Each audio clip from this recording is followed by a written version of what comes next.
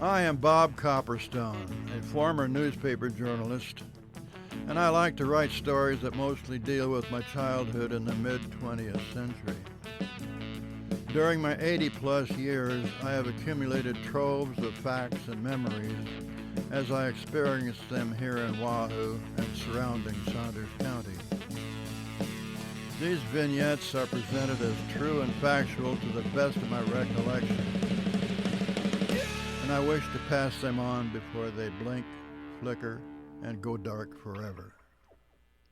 This is Growing Up Wigwam, as told by Uncle Bob.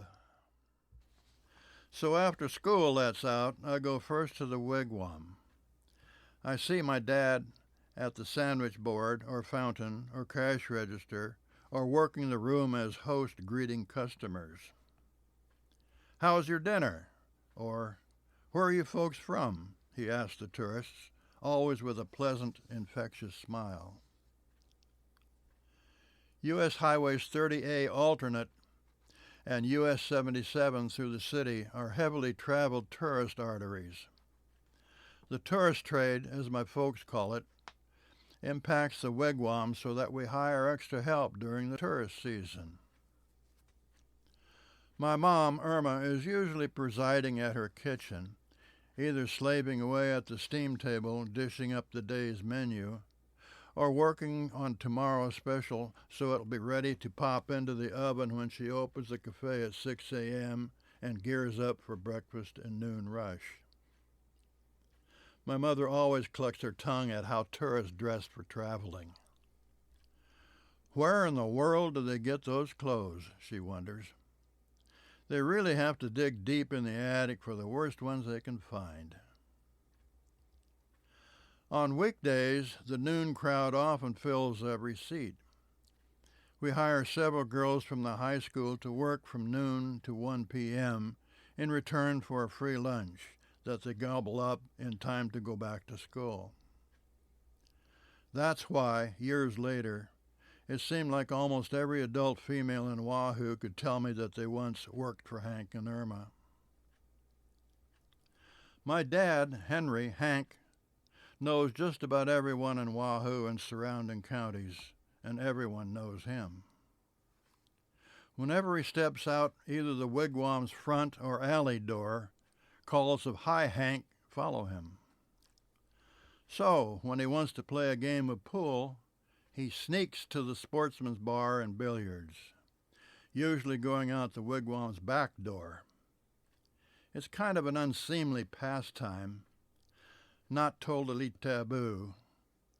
Not too many respectable businessmen could be seen frequenting one of the town's many beer joints, as my mom contemptuously calls them. My dad's business attire at the café would certainly draw attention if he tried to pop into Sportsman's front door.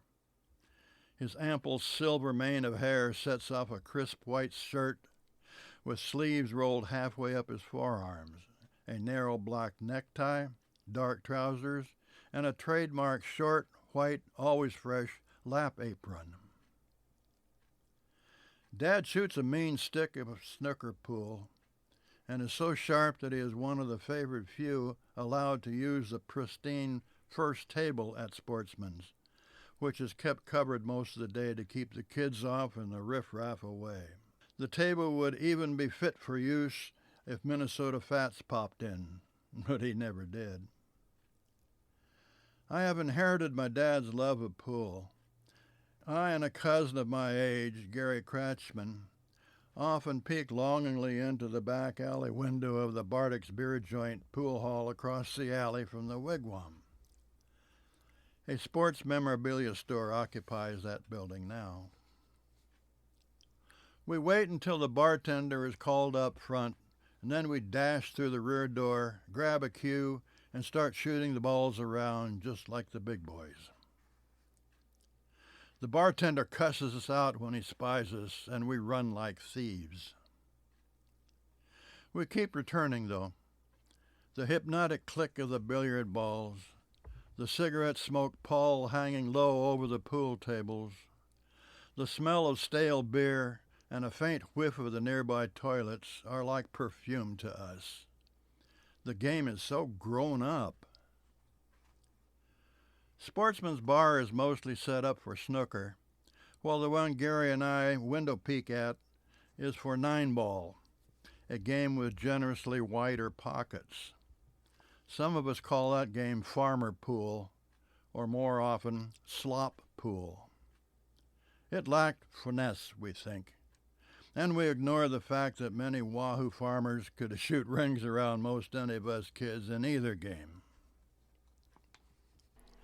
Almost any photograph from years past of the interior of Hank and Irma Copperstone's Wigwam café in Wahoo would show a large glass-framed lithograph picturing a beautiful, scantily dressed Indian maiden poised to sacrifice herself into a fiery volcano. As you come in the front door, the picture was on the wall above the rear booth. That booth has since been replaced by a second restroom, which was mandated by liquor license laws. The picture has long been a family favorite anecdote. The rear booth, as in many restaurants to this day, was the unofficial roost for the kitchen and wait staff. In fact, in the 1970s and 80s, a sign on the wall above the booth announced Irma's office.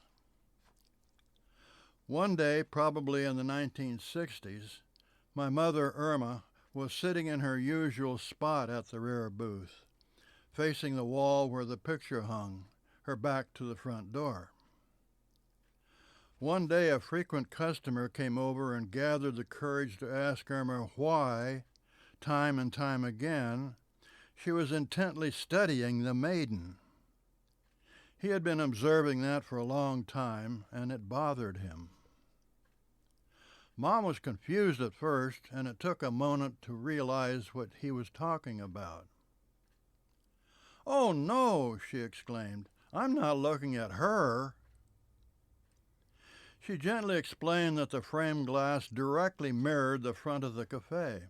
In the reflected image, she could see the cash register and customers coming and going at the front door. And at the same time, she could keep an eye on the kitchen, which was her main responsibility at the Wigwam.